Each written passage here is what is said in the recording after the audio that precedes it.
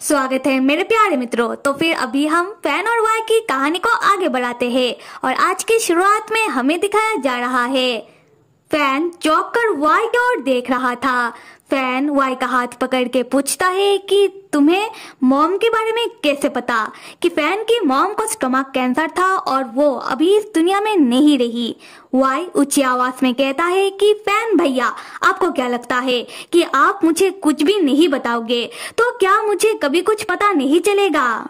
यहाँ से हमें फ्लैशबैक दिखाया जाता है वाई जब फॉरेन कंट्री था और वाई अपने लिए अपने हिसाब से सब कुछ सेट कर रहा था। तब वाई अपने एक काम के बंदे को अपनी यानी कि फैन के मॉम से कांटेक्ट करने के लिए कहता है और हमें दिखाया जाता है कि कुछ दिन बाद वाई का वो काम का बंदा वो आदमी आकर वाई को बताता है कि यंग मास्टर, आपको बचपन में जिन मॉम ने आपको गोद लिया था, आपके कहने पर हम आपके मॉम से कांटेक्ट करने की बहुत कोशिश कर रहे थे पर हमारा कांटेक्ट आपके मॉम से नहीं हो पाया। उसके बाद हम आपके मॉम के बारे में पता लगाते हैं। ये कहते हुए वो आदमी थम सा जाता है, उसके मुंह से शब्द नहीं निकल रहा था। ये देखकर वाई पूछता है कि बताओ क्या हुआ है मॉम को। वो आदमी हिचकिचाता हुआ कहता है कि यंग मास्टर, आपको जिन मॉम ने गोद लिया था, आपकी वो मॉम कुछ साल पहले ही इस दुनिया को छोड़कर चली गई है। वो अब इस दुनिया में नहीं रही। ये सुनकर वाई को यकीन नहीं हो रहा था कि वाई को जिन मॉम ने गोद लिया, जिन मॉम ने वाई को वाई की सगी मॉम से भी ज्यादा प्यार किया, वो मॉम अब इस दुनिया में नहीं रही। वाई कहता है कि ऐसा कैसे हो सकता है, मॉम की तो ज्यादा उम्र भी नहीं थी। वो आदमी बताता है कि यंग मास्टर, आपकी मॉम बहुत सालों से बीमार थी, उन्हें स्टमक कैंसर था और इसी कारण वो कुछ साल पहले ही इस दुनिया को छोड़कर जा चुकी है। वाई कांपते हुए आवाज में कहता है कि क्या स्टमक कैंसर। तब वाई को अपने बचपन की बातें याद आने लगती है कि बचपन में कैसे वाई की मॉम यानी कि फैन की मॉम कहीं चली जाया करती थी। असल में फैन की मॉम अपनी इलाज के लिए हॉस्पिटल जाया करती थी। खैर, एक दिन छोटा वाई फैन की मॉम से पूछ ही लेता है कि मॉम, आप कहाँ जा रही हो, आपको क्या हुआ है मॉम, आप ठीक तो हो। तब फैन की मॉम वाई को बताती है कि मेरा प्यारा वाई, मॉम बिल्कुल ठीक है, बस मॉम के पेट में दर्द हो रहा है, इसलिए मॉम डॉक्टर को दिखाने के लिए जा रही है। मॉम एक दो दिन में ही घर वापस आ जाएंगी और तब तक मेरा प्यारा वाई अपने फैन भैया के साथ अच्छे से रहना, बिल्कुल शैतानी मत करना, तब मॉम जल्दी ही ठीक हो जाएंगी। तब छोटा और भोला वाई मॉम से मुस्कुराते हुए कहता है कि मॉम अब बिल्कुल फिक्र मत करना, वाई अच्छा बच्चा बनकर रहेगा। और ये वाई और वाई की मॉम यानी कि फैन की मॉम के बीच का आखिरी कन्वर्सेशन था।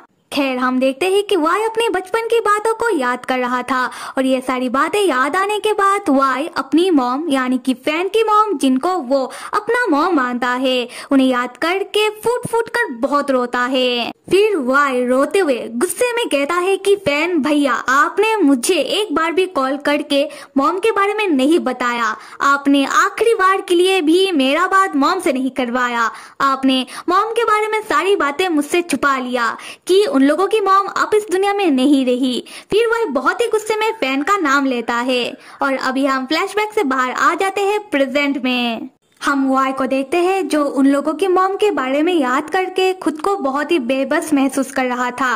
वाई अपने हाथों की ओर देखते हुए फैन से कहता है कि फैन भैया, आप मुझे आप लोगों के परिवार का हिस्सा नहीं मानते हो, इसलिए आपने मुझे कुछ भी बताना जरूरी नहीं समझा, पर मैं आप लोगों के परिवार को अपना परिवार मानता हूँ, इसलिए मैंने आप लोगों के परिवार का हिस्ट्री निकाला।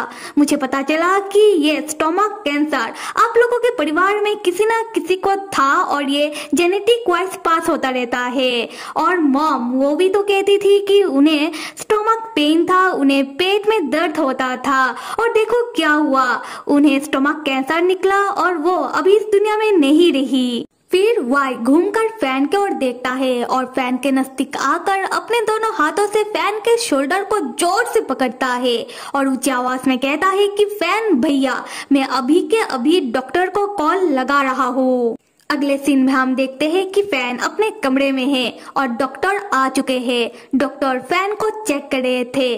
डॉक्टर फैन को बताते हैं कि आपका जो ये पेट दर्द है ये कोई मामूली पेट दर्द नहीं लग रहा, आप थोड़ा खाना पीना संभाल कर खाइएगा। फिर डॉक्टर फैन को बहुत सारे सिम्टम के बारे में बताकर पूछने लगते हैं कि फैन को क्या इनमें से कोई सिम्टम है। फैन को यहाँ कुछ समझ नहीं आ रहा था, इसलिए फैन कोई जवाब नहीं दे पाता। डॉक्टर भी समझ जाते हैं तो डॉक्टर फैन को दवाई देते हुए कहते हैं कि फिलहाल आप ये दवाई खा लीजिएगा और आप जितना जल्दी हो सके हॉस्पिटल चेकअप करने के लिए आ जाइएगा, क्योंकि टेस्ट के बाद ही हम बता सकते हैं कि आपको कौन सा बीमारी हुआ होगा। यहाँ फैन डॉक्टर की बातों को मान जाता है। उसके बाद डॉक्टर कमरे से बाहर जाने लगते हैं। फैन डॉक्टर को रोक कर कहता है कि डॉक्टर, लिविंग रूम में जो लड़का बैठा हुआ है वाई, उसने ही आपको मेरे लिए यहाँ बुलाया है। आप वाई को कुछ भी मत बताइएगा, जो सारी बातें आपने अभी अभी मुझे बताया है, क्योंकि वाई मेरे लिए बहुत ही खास है। मैं नहीं चाहता कि वो बेमतलब परेशान हो जाए। डॉक्टर कहते हैं कि अच्छा ठीक है, मैं उसे कुछ भी नहीं बताऊंगा, पर आप यहाँ से हॉस्पिटल चेकअप करने के लिए आ जाइएगा। ये कहते हुए डॉक्टर चले जाते हैं। हम फैन को देखते हैं जैसे ही डॉक्टर चले जाते हैं। डॉक्टर की बातों को लेकर फैन परेशान सा होने लगता है। फैन अपनी दवाई को गौर से देखते हुए मन ही मन सोचता है कि कहीं फैन को भी फैन की मॉम की तरह ही स्टोमक कैंसर तो नहीं हो गया।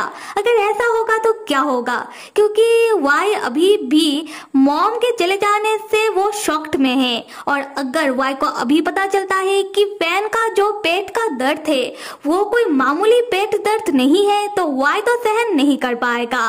फैन सोचता है कि फैन नहीं चाहता कि वाई फैन को लेकर परेशान हो। उसके बाद फैन लिविंग रूम में वाई के पास आता है, जहां वाई सोफे में पीठ को दूसरी तरफ करके सो रहा था। फैन वाई को देखकर मन ही मन कहता है कि ये लड़का अभी भी नाराज है।